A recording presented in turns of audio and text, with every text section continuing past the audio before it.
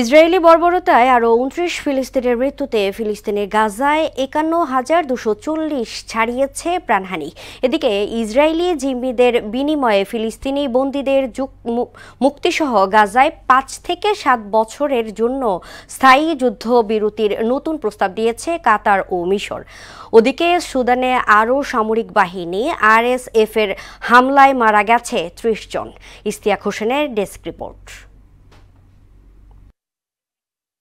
ফিলিস্তিনের গাজাকে নিয়ে রীতিমতো ইঁদুর বেড়াল খেলা খেলছে। প্রাণ বাঁচাতে যেখানেই ছুটে যাচ্ছে গাজার নিরীহ মানুষ, সেখানেই হায়নার মতো হামলে পড়ছে ইসরায়েলি বাহিনী। সবশেষ জাবালিয়া, নুসেরাত সহ বিভিন্ন অঞ্চলে বিমান ও স্থল হামলা চালিয়ে ২৯ ফিলিস্তিনিকে হত্যা করেছে তারা। পাশাপাশি সংযোগ সড়ক বন্ধ করে গাজার ৬৯% ভূখণ্ডকে নো গো জোন ঘোষণা করেছে ইসরায়েল।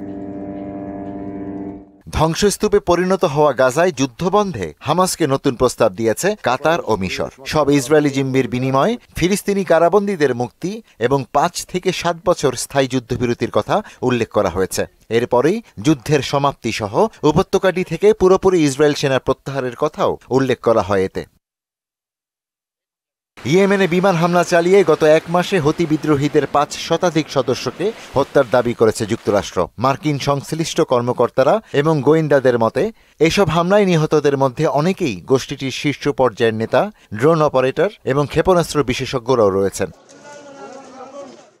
সুদানের অবরুদ্ধ এলফাশের শহরে আধা সামরিক বাহিনী আরএসএফের হামলায় ৩০ বেসামরিক মানুষ নিহত ও কয়েকজন আহত হয়েছেন। সোমবার এক প্রতিবেদনে তথ্য জানিয়েছে আল জাজিরা।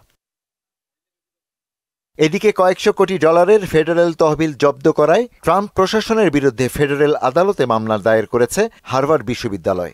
মামলায় প্রতিষ্ঠানের সাংবিধানিক অধিকার লঙ্ঘনের অভিযোগ আনা হয়েছে। ইশতিয়াক হোসেন, মোহনা সংবাদ।